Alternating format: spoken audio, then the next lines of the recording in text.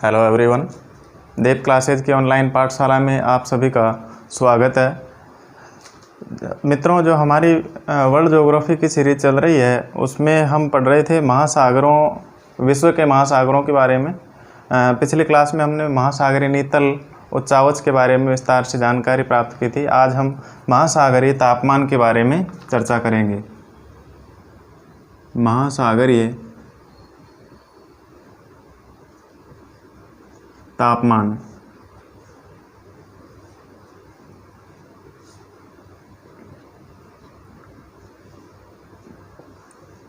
देखिए मित्रों, क्या है महासागरीय तापमान? सूर्य से लघु तरंग के रूप में महासागरों को प्राप्त होने वाली ऊर्जा, सूर्य से लघु तरंगों के रूप में, सूर्य से लघु तरंगों के रूप में महासागरों को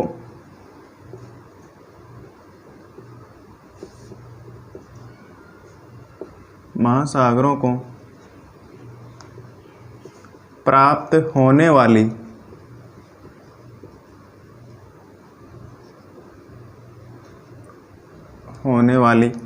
ऊर्जा क्या कहलाती है? महासागरीय प्राप्त होने वाली ऊर्जा को सूर्य तप कहा जाता है।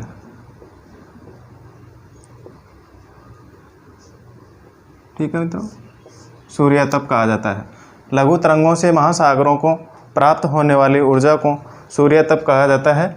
सूर्य के अलावा तापमान की कुछ मात्रा सागर तले के नीचे जो पृथ्वी की आंतरिक भाग एवं जल के दबाव की प्रक्रिया से प्राप्त होती है। ठीक है,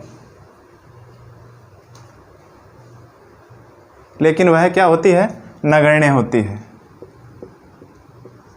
ठीक है, महासागरीय तापमान केवल और केवल क्या है? इसका महासागरीय तापमान का मुख्य स्रोत वह है सूर्य।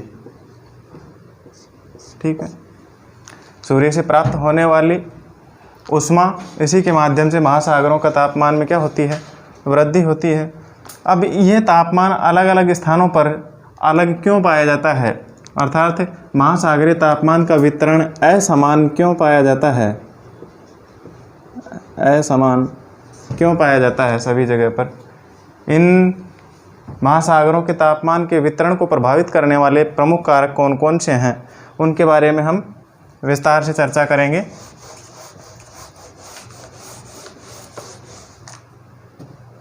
महासागरीय तापमान के वितरण को प्रभावित करने वाले कारक, ठीक है, सबसे पहला अक्षांश।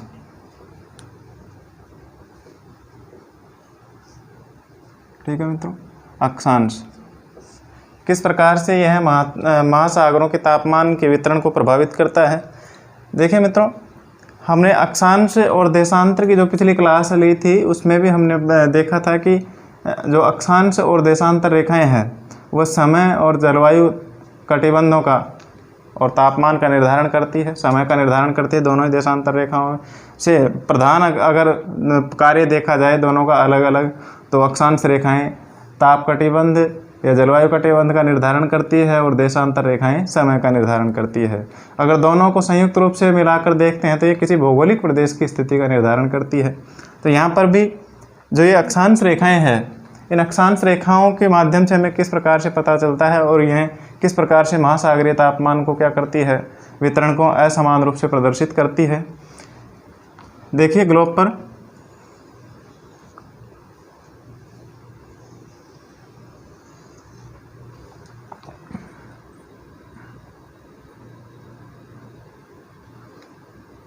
यहाँ पर विषुवत रेखा, ठीक है, 0 डिग्री अर्थात विषुवत रेखा, भूमध्य रेखा संपूर्ण धरातल को दो भागों में बांट देती है, जिसका उत्तरी भाग उत्तरी गोलार्ध और दक्षिणी भाग दक्षिणी गोलार्ध कहलाता है। तो उत्तरी भाग का ये जो नॉर्थ पोल है, उत्तरतम बिंदु है, वह है उत्तरी ध्रुव, ठीक है, जो कि कहाँ पर है? 90 डिग्री उत्तरी पर, और दक्षिणी ध्रुव 90 डिग्री दक्षिणी अक्षांश। ठीक है। अब यहाँ पर विषुवत रेखा से ज्यों-ज्यों ध्रुवों की ओर बढ़ते हैं तो तापमान में क्या होती है, निरंतर वृद्धि होती, कमी होती जाती है। ठीक है। जैसे कि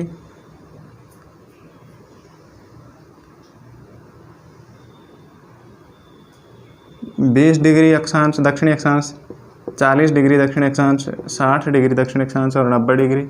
उसी प्रकार से 20 डिग्री उत्तरी अक्षांश उत्तरी गोलार्ध में, फिर 40 डिग्री उत्तरी अक्षांश, 60 डिग्री उत्तरी अक्षांश और उत्तर में 90 डिग्री उत्तरी अक्षांश अर्थात उत्तरी ध्रुव।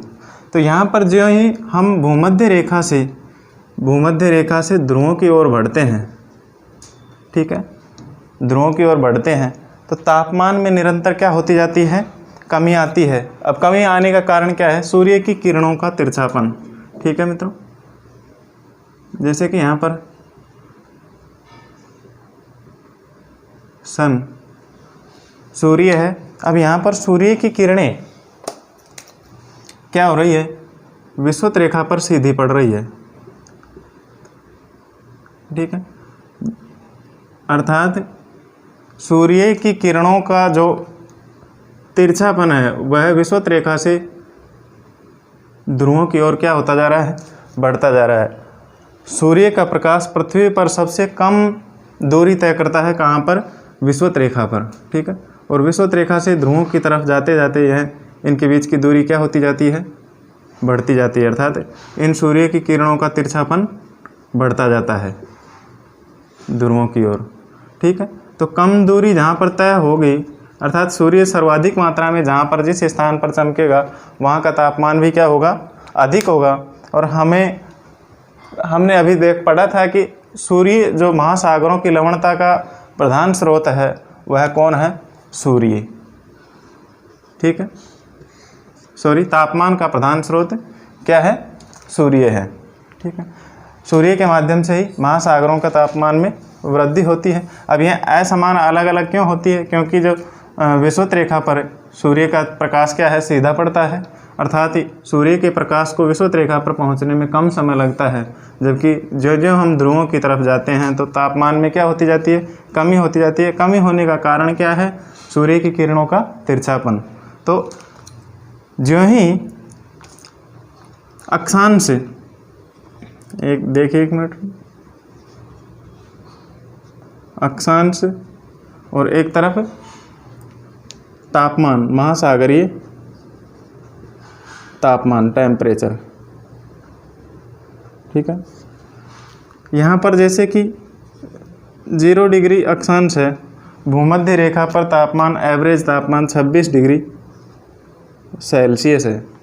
ठीक है, तो भूमध्य रेखा से 20 डिग्री अक्षांश की तरफ हम आगे बढ़ते हैं, उत्तरी या दक्षिण अक्षांश की तरफ, तो वहाँ पर तापमान कितना हो जाता है, 23 डिग्री सेल्सियस।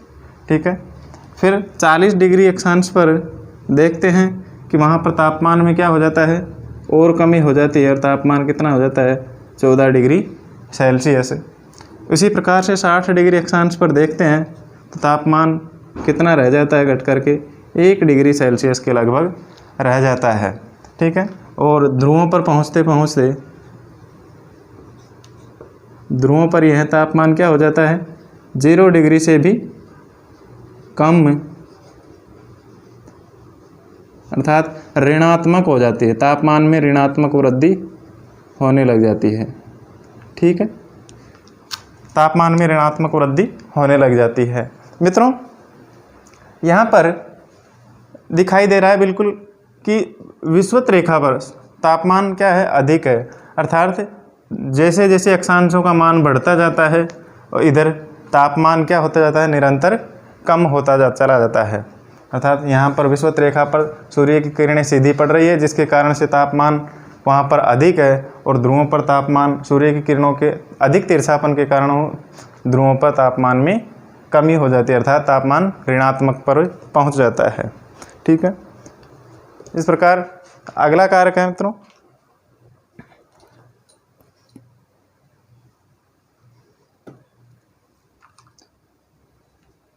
अगला कारक है जल एवं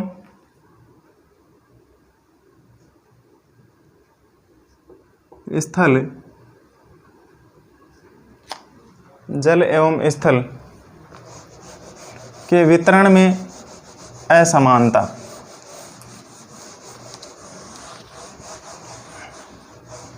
जल एवं स्थल के वितरण में असमानता।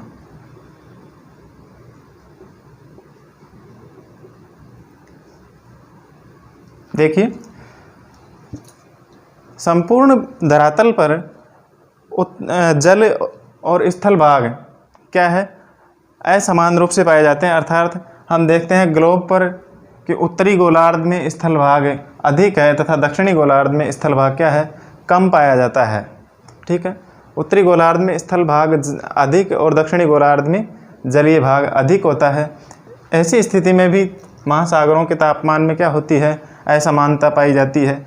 स्थल भाग अगर तुलनात्मक दृष्टि से देखते हैं तो स्थल और जल भाग इन दोनों गोलार्धों में क्या है, अलग अलग पाए जाते हैं। उत्तरी गोलार्ध में लगभग स्थल और जल भाग क्या है, दोनों ही एक समान रूप से पाए जाते हैं।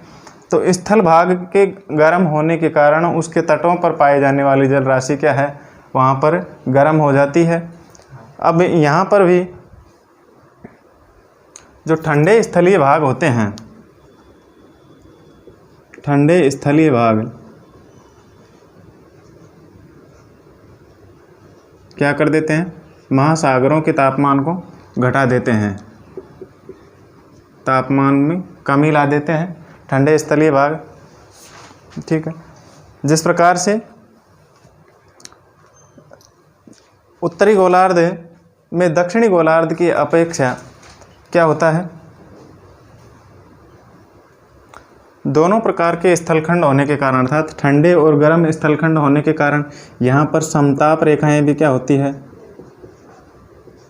समताप रेखाएं वो भी क्या होती है, एक सिध में नहीं होती है, सुडौल नहीं पाई जाती है।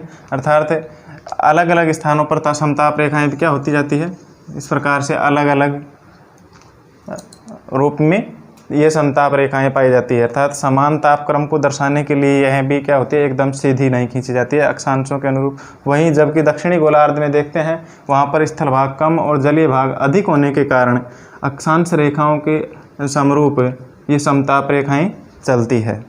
उदाहरण के लिए जैसे यहाँ पर देखते हैं भूमध्य सागर पर औसत वार्षिक तापमान, भूमध्य सागर पर औसत वार्षिक तापमान की अगर हम बात करें तो वह है लगभग 26.6 डिग्री सेल्सियस। ठीक है, 26.6 डिग्री सेल्सियस। तथा लाल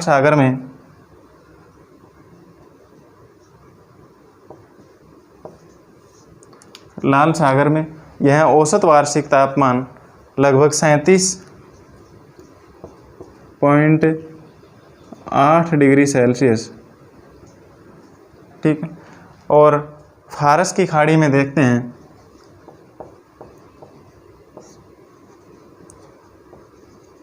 फारस की खाड़ी में यह तापमान लगभग 34 डिग्री सेल्सियस पाया जाता है, 34.4 डिग्री सेल्सियस पाया जाता है।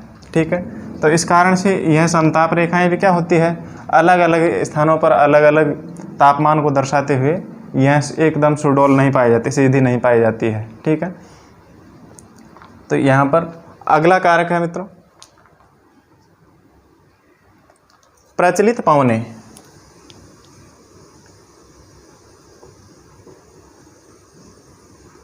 प्रचलित पवने। ठीक,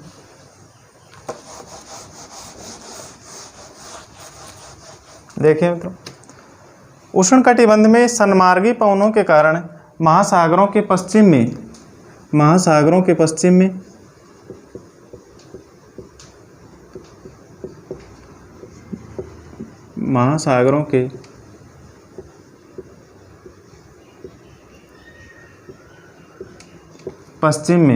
क्या होता है, तापमान अधिक होता है। महासागरों के पश्चिम में तापमान अधिक होता है। किसके कारण?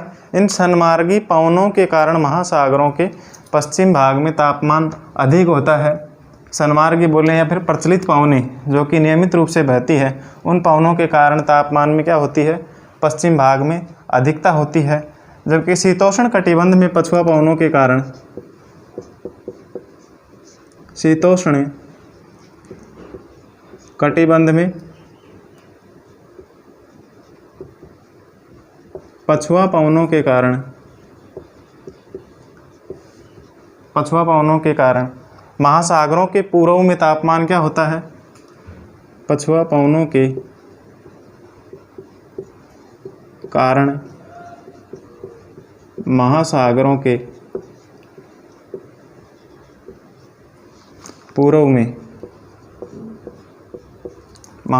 पूर्व में वहाँ पर तापमान अधिक होता है। तापमान अधिक होता है। ठीक है मित्रों, वापस से रिपीट कर देता हूँ। महासागरों के पश्चिम में मतलब उष्ण कटिबंध में, यहाँ पर यह है उष्ण कटिबंध।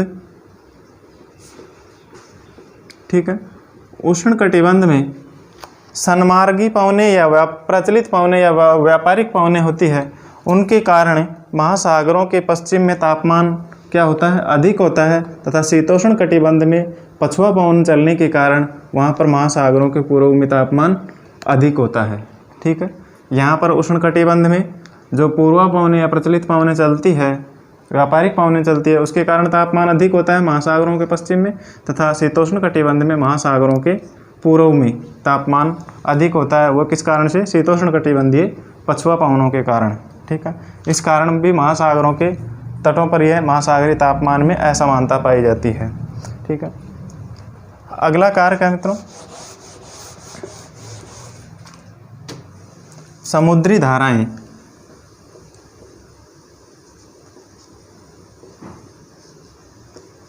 समुद्री धाराएं। ठीक है मित्रों, अब यहाँ समुद्री धाराएं गर्म और ठंडी जल धाराओं से महासागरों का क्या होता है? तापमान के वितरण पर प्रभाव पड़ता है। जो गर्म और ठंडी जल धाराएं चलती है, उससे महासागरों के तापमान के वितरण पर भी क्या होता है? प्रभाव पड़ता है। जिस प्रकार से गर्म जल धाराएं विषुवत रेखा से ध्रुवों की ओर गति करती है, जबकि ठंडी जल धाराएं ध्रुवों से विषुवत रेखा की ओर गति करती है। ऐसी स्थिति में यह जल धाराएं जिन स्थानों से चल कर के जिन स्थानों की तरफ बहती है, अर्थात ध्रुवों से विषुवत रेखा की ओर आने वाली ठंडी जल धाराएं क्या करती है? अपने साथ ठंडा जल लेकर के गर्म जल की तरफ प्रवाहित होती है, तो वहाँ के तापमान को परिवर्तित कर देती है। उसी प्रकार से भूमध्य सागर की ओर से चलने वाली भूमध्य रेखा से चलने वाली जो गर्म जल धाराएँ हैं, वह भी ध्रुवों की ओर के ठंडे जल को क्या कर देती है? गर्म कर देती है, वहाँ के तापमान में परिवर्तन कर देती है। जिस प्रकार से उदाहरणार्थ शीतकाल में 60 डिग्री अक्षांश पर 60 डिग्री अक्षांश पर शीतकाल में 60 डिग्री अक्षांश पर जो नॉर्वे के तट पर है, नॉर्वे के तट पर गल्फ स्ट्रीम जल धारा के कारण क्या होता है? यहाँ पर बर्फ़ नहीं जम पाती है। गल्फ स्ट्रीम जल धारा के कारण यहाँ पर बर्फ़ नहीं जम पाती है। क्यों? क्योंकि जो गल्फ स्ट्रीम खाड़ी की जल धारा है, वह उत्तरी अमेरिका महाद्वीप के पूर्वी तट से बहते हुए जब उत्तर पूर्व की ओर गति करती है और आगे गति करते हुए नॉर्वे के तट की ओर पहुंचती है, तो नॉर्वे के तट पर यह क्या कर देती है? यह गर्म पवनें बर्फ़ नहीं जमने देती, अर्थात वहाँ के तापमान को गर्म कर देती है। ठीक है, वहाँ के तापमान में परिवर्तन कर देती है। जबकि 50 डिग्री अक्षांश पर ही उत्तरी अटलांटिक महासागर का जो पश्चिमी तट है, उत्तरी अटलांटिक महासागर का पश्चिमी तट या फिर उत्तरी अमेरिका महाद्वीप का पूर्वी तट है। ठीक है, यहाँ पर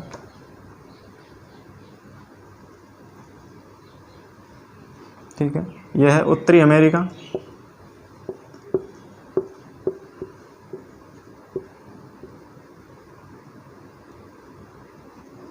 थोड़ा सा समझने के लिए, यहाँ पर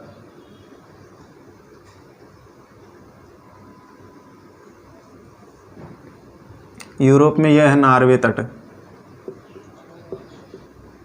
ठीक है, तो नॉर्वे, ठीक है। यहाँ से अमेरिका के तट से चलने वाली यह गल्फ स्ट्रीम जलधारा जो कि विषुवत रेखा से उत्तर की ओर आगे बढ़ रही है अटलांटिक महासागर के पश्चिमी तट पर, यहाँ से ये आगे चलते हुए क्या करती है, उत्तर पूर्व की ओर गति करते हुए यहाँ नॉर्वे के तट की ओर बढ़ती है। तो यह गल्फ स्ट्रीम धारा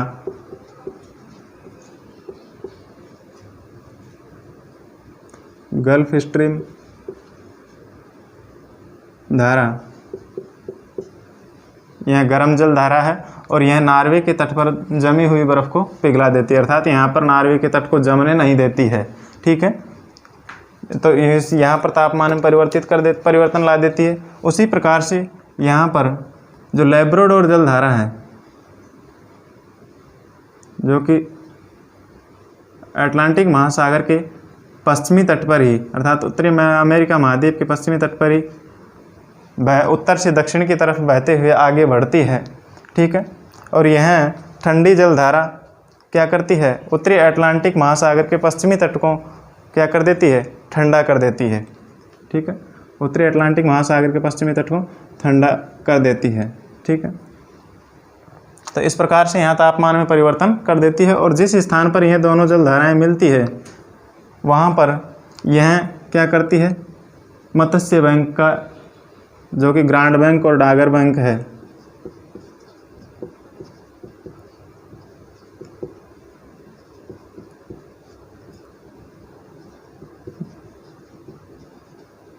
मत्स्य संग्रहण केंद्र के लिए महत्वपूर्ण है, ठीक है। तो यहाँ पर ये ठंडी जलधाराएँ तापमान में परिवर्तन कर देती है और यहाँ पर घनघोर कुहासा छाया रहता है, ठीक है। इस प्रकार से यह भी क्या करती है, समुद्री धाराएं भी महासागरीय तापमान के वितरण को प्रभावित करती है। अगला कारक है मित्रों दिन की अवधि। दिन की अवधि, ठीक है मित्रों। अगर दिन की लंबाई अधिक होगी तो सूर्यातप की मात्रा भी क्या होगी, अधिक होगी, ठीक है। दिन अगर बड़े होंगे तो तापमान भी क्या होगा, दिन बड़ा होगा तो तापमान भी अधिक होगा, ठीक है। और अगर दिन छोटा होगा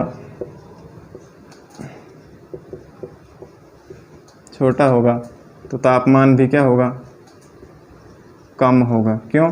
क्योंकि दिन बड़ा होने पर सूर्य का तापमान क्या होगा, अधिक समय तक होगा और सूर्य का तापमान अधिक होने पर तापमान में वृद्धि होगी। दिन अगर छोटे होंगे तो तापक्रम भी क्या होगा, कम होगा, अर्थात तापमान भी कम पाया जाएगा। तो इन महासागरीय तापमान को क्या करते हैं, दिन की अवधि भी प्रभावित करती है, ठीक है। आगे मित्रों वायुमंडल की स्वच्छता।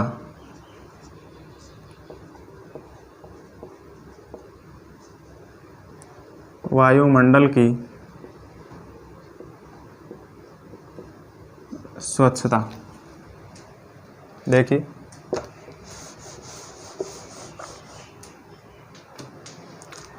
अगर वायुमंडल स्वच्छ होगा, वायुमंडल के स्वच्छ होने पर सूर्य का तापमान भी क्या होगा, जल में गहराई तक प्रवेश करेगा और जल में गहराई पर प्रवेश करने पर सूर्य इसके महासागर के जल में क्या होगी, तापमान में भी वृद्धि होगी। अर्थात जब वायुमंडल स्वच्छ होगा तो सूर्य की किरणें महासागरों के जल में गहराई तक पहुंचेगी, जिसके कारण जल को क्या कर देगी, वह अधिक गर्म कर देगी। और अगर वायुमंडल में पारगम्यता कम होगी, वायुमंडल स्वच्छ नहीं होगा, तो वहाँ पर महासागरों के जल में गहराई तक तापमान नहीं पहुँच पाएगा। ऐसी स्थिति में महासागरीय जल भी क्या होगा, अधिक गर्म नहीं हो पाएगा, ठीक है। तो इस प्रकार से वायुमंडल की स्वच्छता भी महासागरीय तापमान को कम ज़्यादा करने में या वृद्धि करने में या कमी करने में यह भी महत्वपूर्ण कारक है। अगला कारक है स्थल का प्रभाव।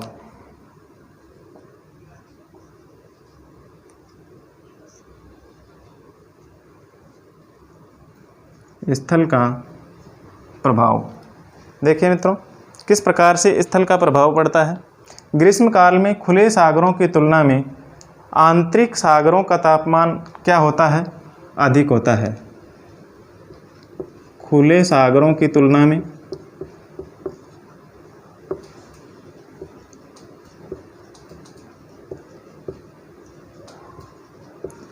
आंतरिक सागरों का तापमान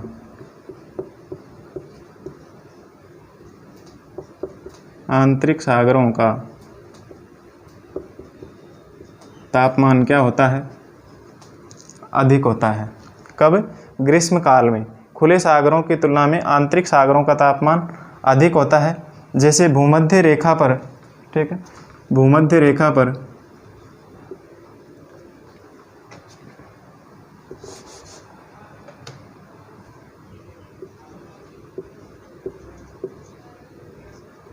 भूमध्य रेखा पर महासागरों का औसत तापमान कितना होता है, 26 डिग्री सेल्सियस, जबकि लाल सागर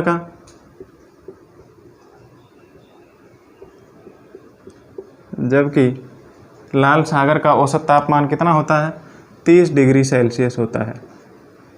ठीक है, तो इस प्रकार से स्थल का प्रभाव भी पड़ता है कि ग्रीष्म काल में खुले सागरों में जब तुलना की जाए खुले सागरों में, तो खुले सागरों की तुलना में आंतरिक सागरों का तापमान अधिक होता है। भूमध्य सागर पर एक तरफ तापमान क्या होता है, 26 डिग्री सेल्सियस, जबकि लाल सागर में तापमान 30 डिग्री सेल्सियस पाया जाता है।